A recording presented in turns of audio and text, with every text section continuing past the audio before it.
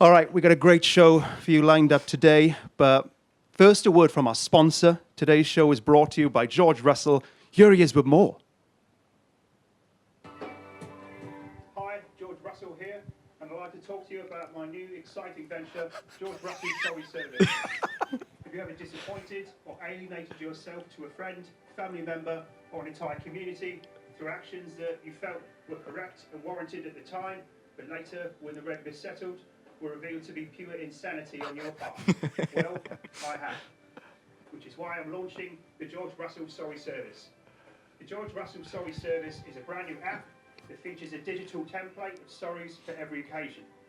All you have to do is input the gut-wrenching faux pas you committed through an absence of all that is rational and logical, and the George Russell Sorry Service instantly furnishes you with your customised apology, voiced by everybody's favourite mild-mannered lunatic, yours truly.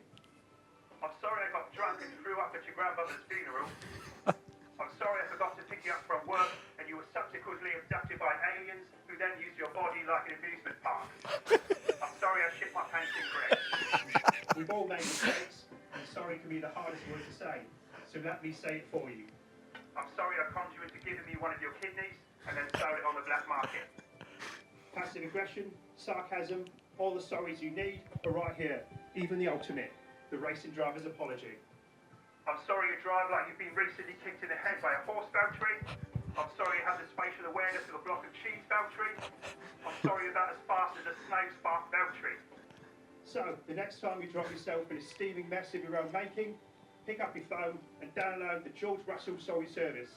Unless your name's Valtteri, in which case you can go...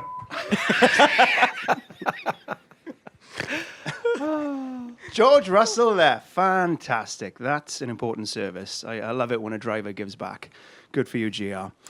Okie smoky, you've been sending in your questions vis-a-vis the exciting world of Formula One by the bucket load.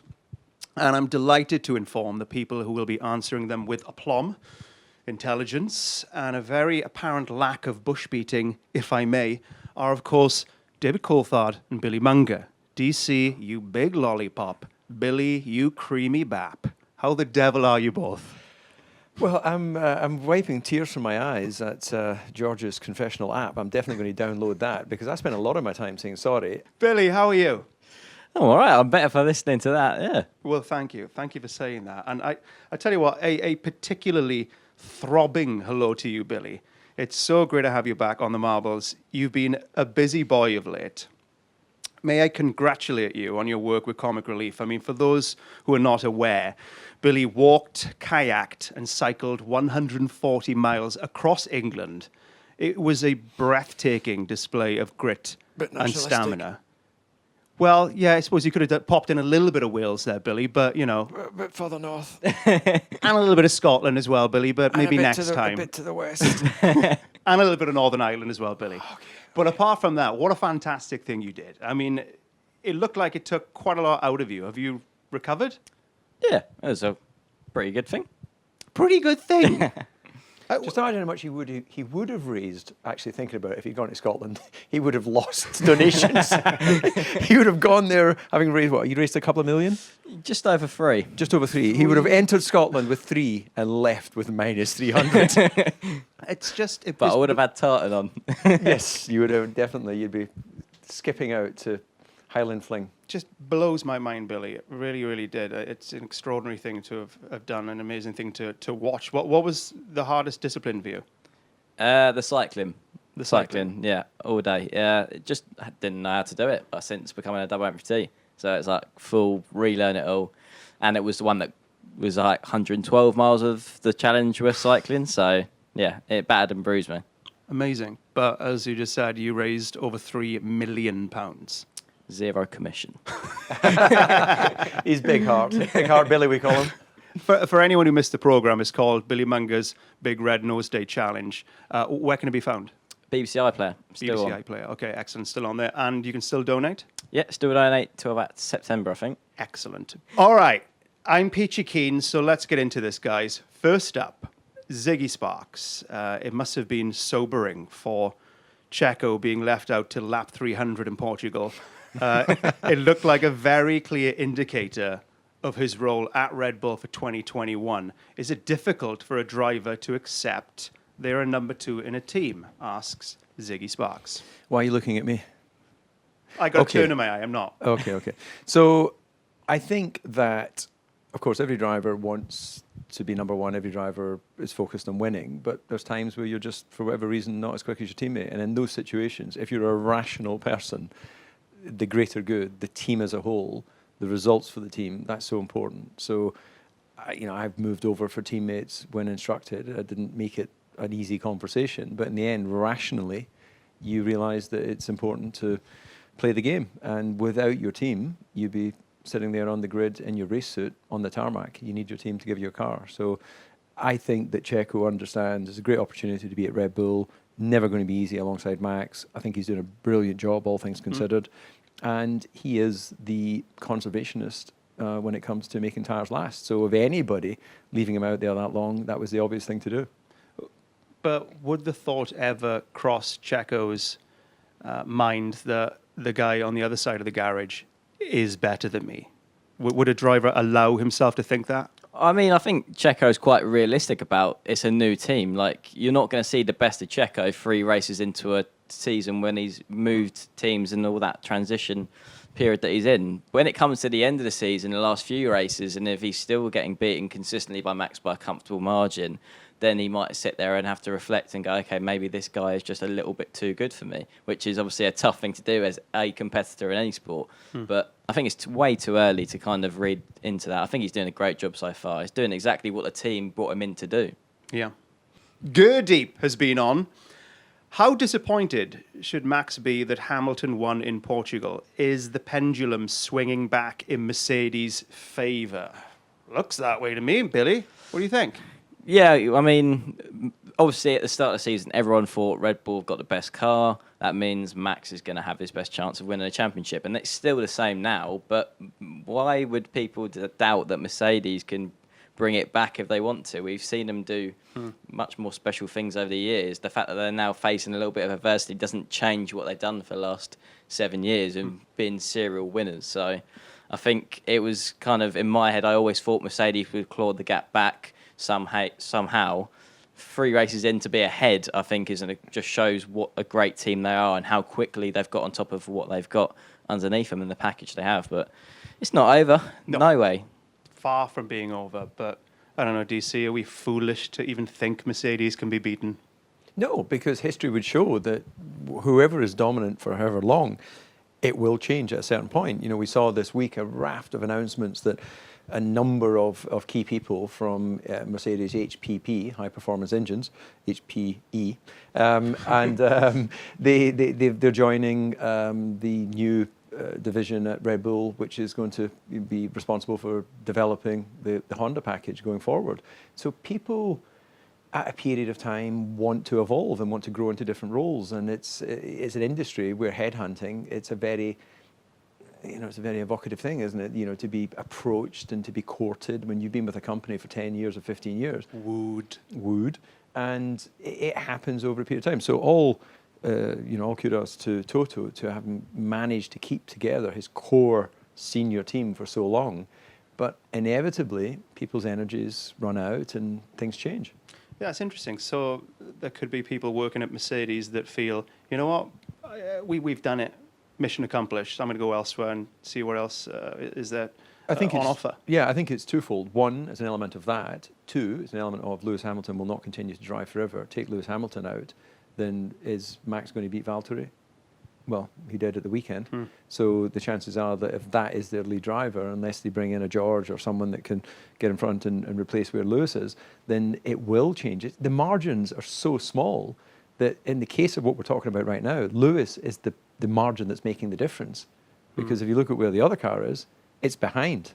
Yeah. So, that's the power of the final key element in that entire package. So I often get asked what's most important, driver or car? Well, of course, the car is the most important, because with an average car, a great driver can do nothing. But with a great car, he can make the last little bit.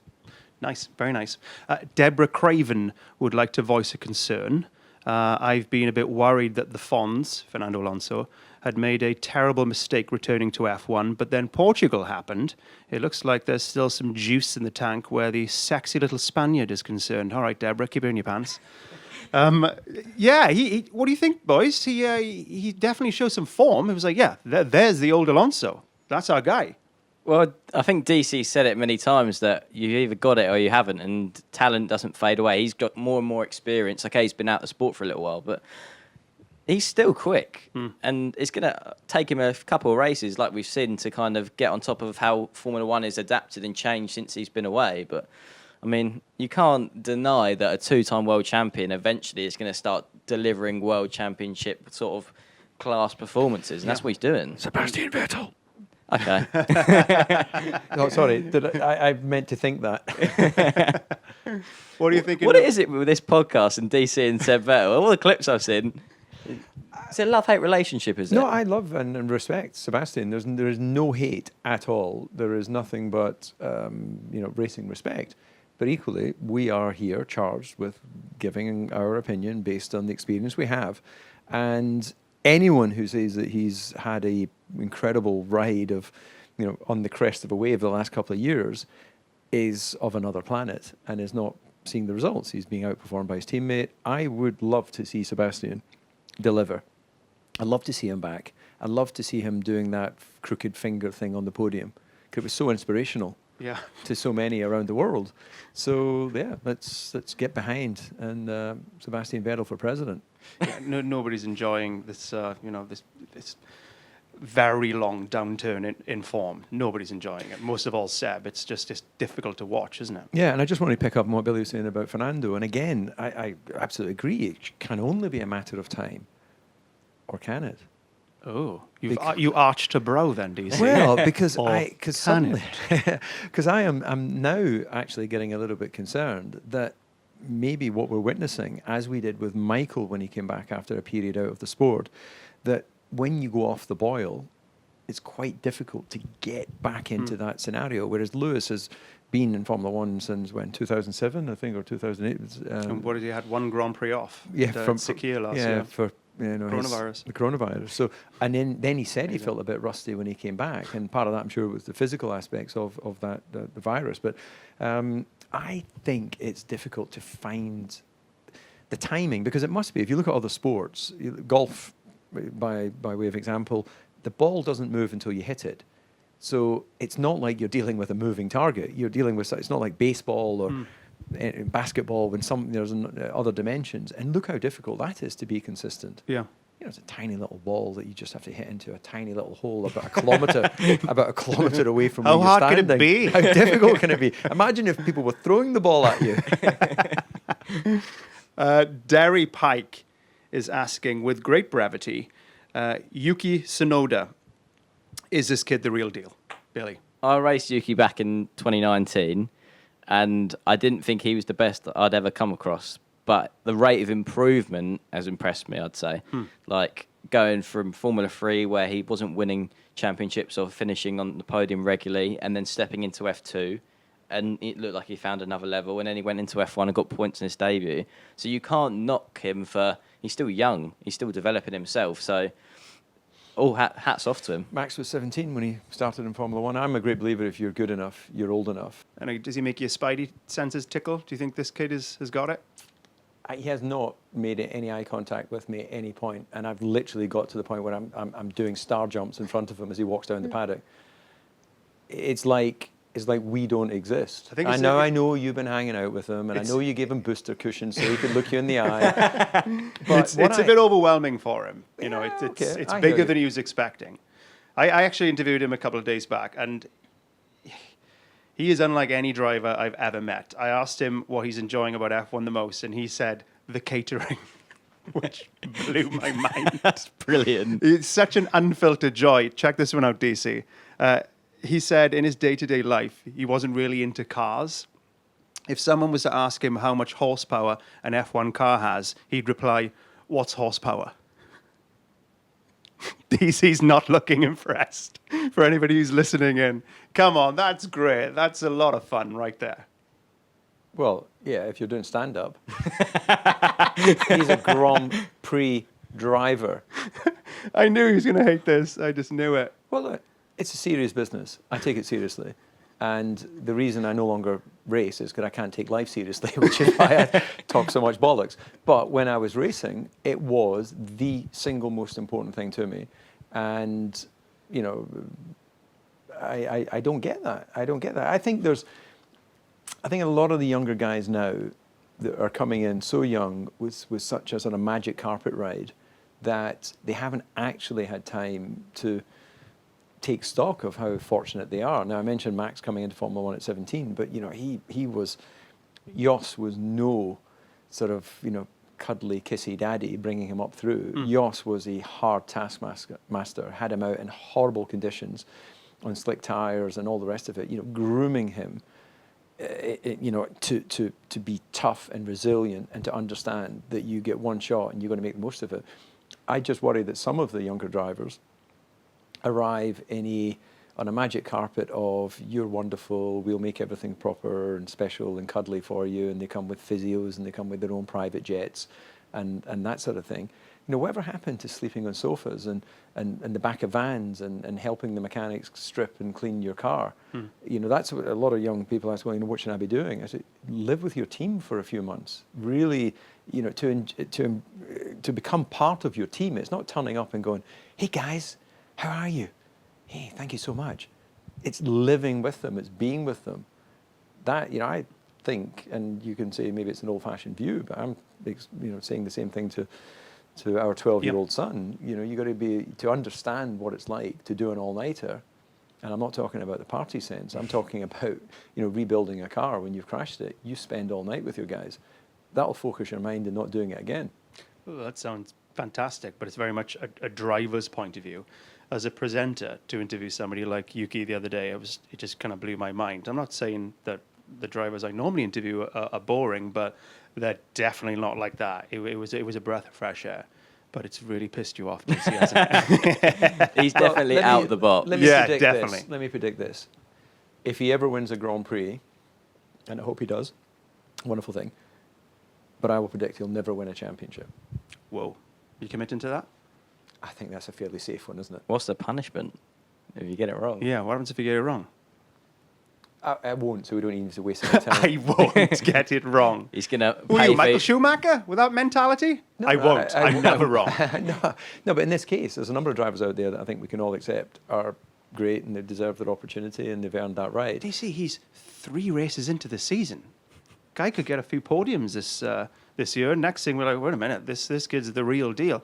Right, okay, there's a number of drivers that have come in through the Red Bull system that have dropped out the Red Bull system. Name one. That then haven't been picked up by any other team, have they? Who's been dropped by Red Bull? And I know he hasn't even started his journey, but who's been dropped by Red Bull that's then gone on to bigger and better things? Biddy, do you want to take that one? I think I'll leave that to you, Steve. So, you know, I wish him the very best, and I think it is exciting to have a Japanese driver and Definitely. to have someone that gets angry with everything and expresses that on the radio. But there's a certain point where it's not about personality contest; it's about stopwatch. And he hasn't been faster than Pierre Gasly so far, and Pierre was not as fast as Max. That's not to say he hasn't got faster. And I think that Pierre's win in Monza last year was top drawer, Yeah. fantastic, and he's definitely the team leader there. But putting to one side that it's a refreshing interview, until such time as he's out qualifying and outperforming Pierre, he's merely someone that ignores me in the paddock. I do think as well, like just going back to your point about how the young generation, the young drivers come through so quickly. I think Yuki probably is part of him that doesn't quite understand how he's got to F1 at the rate of speed he has. And maybe, like you say, that sort of being in F1 and knowing that's your only opportunity and you need to take it seriously. I think there's probably part of him that isn't quite aware that this is all happening and it's not going to happen again. So I've got to get it right now. Yeah. I think that's a very good point, actually. Yeah. It's reminded me that, you know, there's some great guys that were young drivers when I was at Red Bull. You know, you had Christian Klein, great guy, great driver. You had Vitantonio Liuzzi, who'd won the Formula 3000 championship as it was at that time. Great guys. But I think it was almost a little bit too much too soon and too easy because they were part of the Red Bull program. They hadn't fully appreciated that everything is dictated by checker flag on Sunday. So being fun and being trendy and doing all those sorts of embracing the Red Bull parties is great, but in the end, the only thing that matters is the stopwatch. I reckon I know where I'd find Yuki at a party by the bar. If there's a food little At the buffet, spread at the yeah. buffet, he'll be there. Yeah, he definitely thinks with his belly, that one. He loves food. All right, Steve Aldos has been on. I enjoyed watching you chat to Ricardo post-race at Portugal, especially when you ribbed him about Zach Brown getting a tattoo on nipple piercing if Danny should get a podium.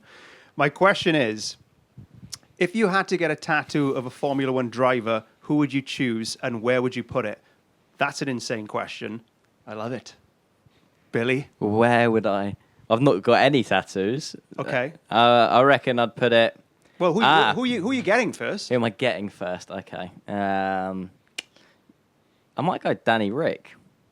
Good. Yeah. In one of his laughing poses, I take Yeah. it. Nice. A bit of banter. And I'd probably put it on my leg under my prosthetic so no one would ever see it. Get out of jail free card. That's good. Clever. DC, what about yourself? Easy. I get a full-size Lando Norris in my penis. Amazing. Or would you prefer I said scrotum? I'm speechless. Is he the smallest driver on the grid? He is. Do you have any tattoos? By the way, you don't, do you? No, I don't have any tattoos. That costs money. But you- Body art. The thing that I never quite understand with tattoos is when it's like a name or something, because the only time you can see it is when you look in the mirror, unless it's on your forearm or something. But anything else, you need to look in the mirror, Yeah. and it's going to be in reverse. That's a very good point. I wonder if I could get your jawline tattooed onto my face. What do you think? Yeah, of course. We've got similar size heads. Can I just say that none of us have got tattoos, which makes us kind of in the minority nowadays, because I feel like everybody's got them. Some of these F1 pit crews and mechanics are covered in them. Why do you think that is, DC? I think it's a band of brothers thing, isn't it? They originated from the Navy, I believe, when you're spending many weeks and months at sea with your crew, your team, and I think they had the time to do all that sort of thing. Mum, dad, love, hate, all that sort of little swallow on the side of your hand if you had done some jail time. So I think the way the drivers tend to be more traveling alone, doing things alone, which is why it's less usual for the drivers to have tattoos. But where you have groups of guys traveling together, tends to be a bit more. Well, speaking of the travel, those guys and gals, they go hard at it. One of my favorite things is seeing mechanics at the airport on the Monday morning after the Grand Prix. Those mechanics who've been lucky enough to celebrate a podium finish the day before. Some of the states are biblical. I'm like, you shouldn't be alive right now. How are you walking? You know what I'm saying, Billy? You've seen it, yeah? Yeah, it's part of it. If you have a good weekend, you're going to celebrate it. And yeah, I remember walking through a few airports, especially in the lower ranks, when you're walking through them. Normally I'm getting the flights with my team, and you're looking at them going, how are you even up and functioning? They're probably going to wake all night. That's probably the actual reality of the situation. Without a doubt. I dare say you've been part of a few parties with the crew, DC. You've been you've seen it up close and personal. Yep, I started the party May 1994, and it hasn't stopped. 'Cause the way to avoid a hangover is never come down. Goodness me, that sounds dangerous. All right. You can buy livers on the black market. Simple. Next up, Joey Livings. I saw Daniil Kvyat interviewing Gasly over on F1 TV. Okay. I wondered what advice David would give any F1 driver who was attempting to make the leap from driving to TV work. That's a great question. It is, and I remember very well when I had my last race in Brazil, 2008, when I was spun around by Nico Rosberg and then run into by his teammate. I really did feel like I got lynched by the Williams drivers. And as I've mentioned to you before, I only hold a grudge for a lifetime. So my average age expectancy is probably about 84. So until that point, I will look at Nico Rosberg with gritted teeth for spoiling my last Grand Prix. But a few months later, I'm standing in the paddock in Melbourne with Jake Humphrey, who's got that high-performance podcast that you detest so much. Never heard of it. And Eddie Jordan, which he's the equivalent of, a puppy, a new puppy on the lead that's still, when you get these big puppies and it's like trying to control him. He's like completely wild. And I do remember hearing the countdown for live television and thinking, what am I doing here? What am I supposed to say? And so it is a transition. There's no question. So I'm not really sure I'm the person to advise on how you would. Well, you are, because you're doing you've it. done it. Well, just be yourself.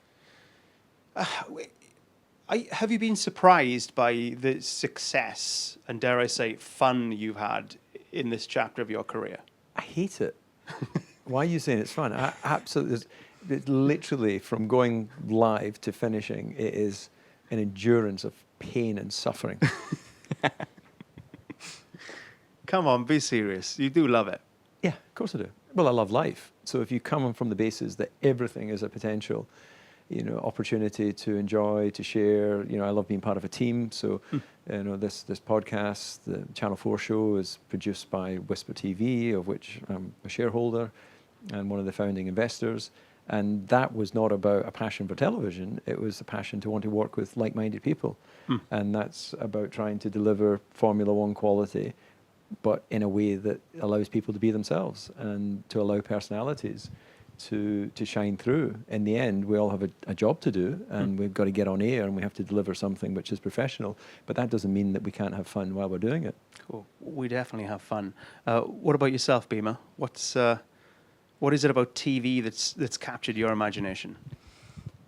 I was quite sceptical when I got a call up to come and get involved with TV, because I'm still wanting to be a driver myself. That's still my passion. That's what I've grown up doing. So it's a fine line to balance, because obviously I'm sort of being in the paddock has been, again, like DC said, you've got to view it as an opportunity. It's a great opportunity for me to be around people that could seriously have a positive impact in my career if I use it in the right way.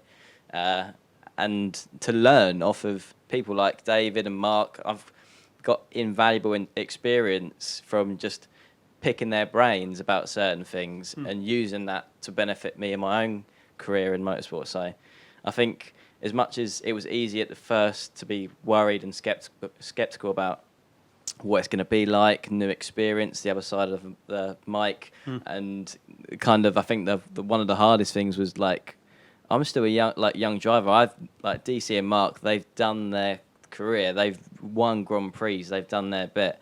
Like, you kind of almost feel a little bit weird making that sort of points about drivers who may have had a bad day in the office when you haven't actually sat and been in their position yet.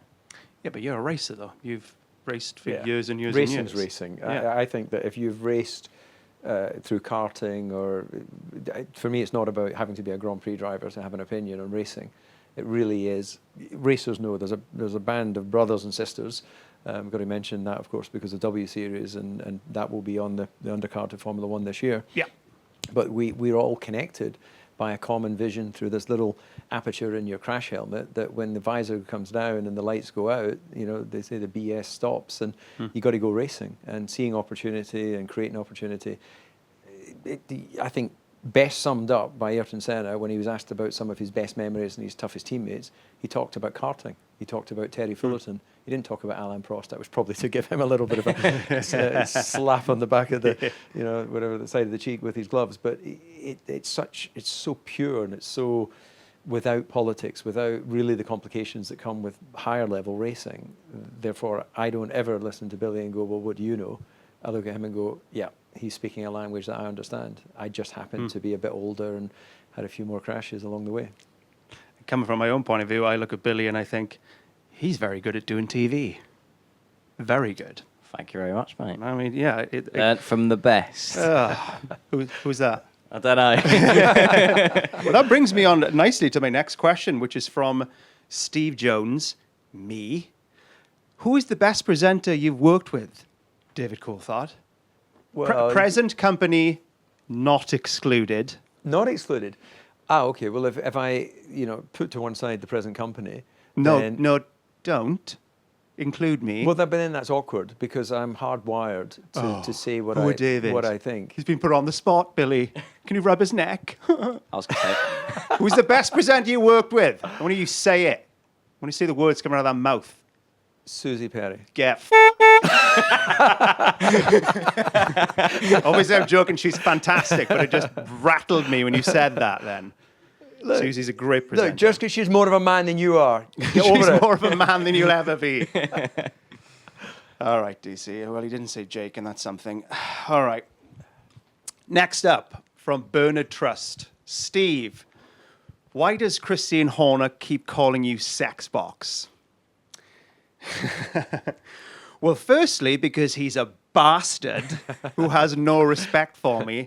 And secondly, about 6 years ago on Channel 4, just before I started hosting F1, I hosted a show called Sex Box. Okay, moving on. Nobody wants to hear about that. Let's- Hold on. I would Have you seen this? No, I haven't seen it. What happened? So you would have Let me have a sex drink of on water. My box? mouth's suddenly gone very dry. Okay, I just want to understand. You had sex on a box or you had sex in a box? I didn't have sex anywhere. Both seem uncomfortable. Yeah, they do, exactly. So All right, why... let me explain. Okay, please do. Thanks, Bernard. Look, it's pretty simple. Couples would come on Sex Box, pardon the pun, and discuss their sex lives. Then they would enter a blacked out box in the middle of the studio, have sex, and then return to me and the studio audience and discuss the sex they had just had. So So it wasn't filmed, Are sorry. you like a therapist then? Just Can I speak to you after this? I was just the presenter, but we did have a sex expert in the studio And as how well. long were they allowed in the box? Was there a time limit? As long as it takes, DC. As long as it takes. So you could literally, with like, if you had Sting and Trudy Tyler, which is called Styler, you would be there for like a week. I think you're discussing tantric sex. Well, I'm sorry, was there a limitation as to which sex you could have in the box? No, you could do whatever you want in there. Whatever you want, as long as you came out and discussed what just happened. It was, it was about destigmatizing the practice of discussing sex. We all do it. There's nothing to be ashamed of. It's healthy to discuss such an important subject. Anyway, what the show was the was last axed, time so you had maybe it wasn't that sex? important. When was the last time you had sex and which position did you have sex? It's not a big deal. It's a very open. It's healthy. I'm not sure this is the platform to discuss that right Why? now. So now you're saying that sex, which is a totally natural thing that happens between consenting, hopefully, adults, we now, on the marbles, which is a forum for discussion and Yeah. sharing, and it accepts all, you're not prepared and willing to, I can do you want me to go first? Do you want me to I've explain never seen my you last time I blush, had sex? Steve. I'm not blushing. I would discuss this. I had sex with my wife just before I left to come to Portugal. And was it a quickie, or was it something that would warrant the audience having to take time out to go and take a comfort break before coming back into Do you know the studio? what, David Coulthard, you son of a bitch? I am not comfortable discussing sex with my wife. So the program didn't work then. No, it was axed after about 4 episodes. Nobody enjoyed it. And that's why, Bernard Trust, Christian Horner has called me Sex Box for 6 years. He's relentless, isn't he? He never gives up on that. He never gives up. I just keep expecting him to forget or at least get bored by it. He never does. Moving on. Flipping heck. I got all hot and sweaty then. Our old friend Uma Chima has been on. He asks, if Lando Norris beats Daniel Ricciardo this year, how damaging would that be for Daniel's reputation? And how amazing would it be for Lando? For Lando, having Daniel as a teammate and beating him across the season, that takes him to the next level, because I think amongst the paddock, Daniel Ricciardo is a very, very well-respected driver who's gone up against Max, who's had pole positions, victories. He's like in amongst all the drivers on the grid, he's very certified. Everyone knows his position. Everyone knows how much of a quality driver he is. And Lando has had a few areas, I'd say, where people knew there was improvement to come, but would it come? Because like DC says, you kind of expect drivers to come into Formula One and be the finished article. And I think what we've seen from Lando so far is that, okay, he got to F1 and maybe it wasn't finished article, but he's working hard on it and it's paying off. Yeah, but without a doubt, DZ. I think it's remarkable, actually, how this season has started. I just would never have predicted that Daniel would look a little bit insecure, uncertain, not able to jump in a car and grab it by the scruff of the neck. So Lando has, arrived in Formula One with all of the quality results, with all of the sort of fanfare that comes when you've got a great talent coming into the sport. But none of us knew, and I'm sure even he didn't quite know, just how his career would play out. But what he is now laying this season is the foundations of greatness. Patrick McKelvey has a question for you. Who is your favourite for the Class B Championship this year, Bottas or Perez? It's a good question. I think you can't. I think you can't really say Perez because he's unproven. I think Bottas, he finished third consistently. Last weekend he was on pole position. I think, although you'd probably look at it and maybe think Red Bull still have the stronger car, you've got the whole being a newbie in the team for Sergio. So I'd be surprised if Sergio beat Bottas the third in the championship. I think it'd be close. But I think Bottas should edge that. If he doesn't, I think that's him done at Mercedes. DC? Yeah, I respect the question, but I can't possibly predict, the fullness of season. I think Bottas comes with a great momentum of showing already what he can do in that car in terms of, occasionally being faster than Lewis in qualifying, occasionally beating him. But I think that Portimao played out like none of us were surprised that Lewis was exceptional and Valtteri was merely good on that occasion. So I think it is a little bit too early, and I'm not really sure there's much kudos as there in being, the B champion. Both of them will like to continue in the roles, I don't doubt, because they're two great teams they're driving for. Caltobelli wants to know, what would you guys have been if you hadn't got into what you're doing? What would I have been? I don't know. Lonely. I don't know. I love sport, so probably something to do with sport in some capacity. Okay. In the field of sport for Billy, what about David Coulthard? I would be working in the family transport business, more likely in the office than in the field of play, driving trucks. So I'd like to think the family are proud of some of my achievements, but I'm certainly a disappointment in that I'm the only member of the family that doesn't have an HGV license. So all the other members have really students of the industry, and my brother runs that business now and does so very well with his two boys in the business and his daughter, emerging towards being of an age where she can go into the industry. And so the way it kind of played out is I got the support which ultimately led to my Formula One career, and as a sort of balancing act, because I took a lion's share of the family support, my brother inherited the business and he's doing a fantastic job with it. But did that enable you to be more focused as a driver, knowing you had that safety net, if you will? No, because that's not how I viewed it. It was, we're a working family. We work. We don't just inherit and sit back and, watch the bank account grow. So there was no such thing as a feeling of a safety net. It was, I was given an opportunity. I wanted to race at the highest level.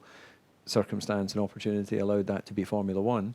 But I wouldn't have felt less a individual or a human or a man had I not achieved that, because life doesn't always play out the way people would want. And Billy's, a living example of that. Had it not been for his accident, he would be in a different scenario today, and we wouldn't be sitting here chatting because you'd be fully fledged in the middle of whatever race championship you were doing. So I think it's about having a goal, a focus, a commitment, but also accepting that just because you are committed and because you really want it doesn't mean it's going to happen.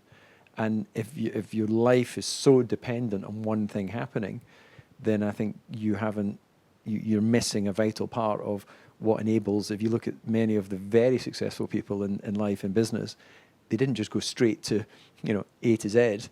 There was a lot of twists and turns along the way before they emerge as the successful people they are. So I think that's actually one of the great things that sport teaches you, and one of the things I'd like to share with any of the younger listeners, that do not feel you failed if you haven't achieved the first thing that you set out for. Because actually, maybe that creates another opportunity. It's about having that constant desire to move forward and having an open mind that as one door closes, genuinely, there will be another door that can be opened. Excellent. Yeah, well said. For me, if I wasn't doing this, I'd probably be, doing something normal, like like a neurosurgeon or nuclear physicist, something like that. Something run in the mill. Franzi Forster wants to know, what happened to Mark Webber? Yeah, a lot of people asking this. Where's Webber? Where's the Spider-Man? He was too good. I had to have him cut from the show. as Too much good as looking. possible. Sick of looking at him. Too handsome. Too handsome. Get out. Too good with the one-liners. Too. He's just like, you just need to. You should be called Mark II Webber. Two with obviously OO rather than as in. He's got two of some things. Yeah. He thankfully doesn't have a split personality. What you see with Mark is what you get, and that is one big entertaining personality. Is wonderful. We love that man, don't we, Billy? But we limit him great. to about 10 showings a year, and Yeah. I basically try and limit the time when I'm in Vision at the same time as Mark. Yeah, he's everybody chill. He's with us in Monaco in a couple of weeks, so fear not, Webber fans. All right, Jenny Friend has been on. Toto telling Bottas over the radio in Portugal to hunt down Max because he had the fastest car did not seem to work. Has Billy and DC been in a similar situation? And if so, did they find it encouraging or ominous having the boss's voice in their ear? It's a really good question. Well, I mean, for me, when I did the lower categories, you don't have like a boss that's in your ear. You have an engineer, so it's they're on side and they're only trying to help you out. But at the same time, you're doing the best job you can. I think if you're relying on someone to tell you to go faster for you then to find a bit more performance, then you're in the wrong game. I think you've got to be giving your all every single lap, every single second you're on track. So I think Valtteri would have sat there and probably thought, well, I'm doing what I'm capable of doing. Like, it's not really going to benefit him in that way. In some ways, it probably distracted him and made him sort of maybe a bit angry about the situation So he's in in. the same situation, if it was you in the car there, you would have been a bit, I don't really appreciate that. Yeah, because I think if I was sat behind the wheel of a race car and someone went, "Oh, you've got a fast car, go a bit faster," I thought you're taking the piss. What do you think I'm doing here? Yeah, well, I would just pull into the pit lane, jump down and go, Toto, all yours, buddy. Yeah. You're going to go up there and race Lewis Hamilton, Max Verstappen, you go for it. It's that easy. honestly. I see it a slightly different way in that because of this Pirelli tyre era, where they regularly are running to a sort of slip angles and temperatures and controlling the thermal degradation of the tyre, there are key moments where we see it before the pit stops where they say, okay, getting close now, where they know they can really hit the tyre hard because it will only give them a couple of laps of performance. So I saw it that way, that it was Toto getting excited that Valtteri, whatever you think you are in this tyre saving formula that we have as Formula One today, now's your time to really give it some qualifying laps. That's Again, Pete Bonington's job, though, not Toto. Yeah, I think it was a strange one for me. I just feel there were two ways it could have gone. One, Toto is angry at me, pull your finger out, Valtteri. Two, he's trying to support me in this moment, which is patronising. So I think either options are counterproductive. You've got to park your ego. You're part of a team. Everybody has to be at the top of the game. And this is the thing, actually, and Billy knows as well, in an engineering debrief situation, you spend very little time going, you were great, that was great, well done, Lewis, you won the Grand Prix. You go, Lewis, you were 3 centimetres short when you positioned the car at the pit stop. You lost half a second coming into the pit lane. Lewis doesn't go, hey, back off, Pete Bonington, I just won the Grand Prix, I'm Lewis Hamilton. He goes, yeah, okay. He absorbs that because it's future opportunity. And it's not a snowflake environment. It is an environment where people can be, by the very nature of seeking performance, brutally honest, which is very difficult to achieve in everyday life, where people get deeply offended and upset, and you have to go through HR before you can say things, and it has to be said in a certain way.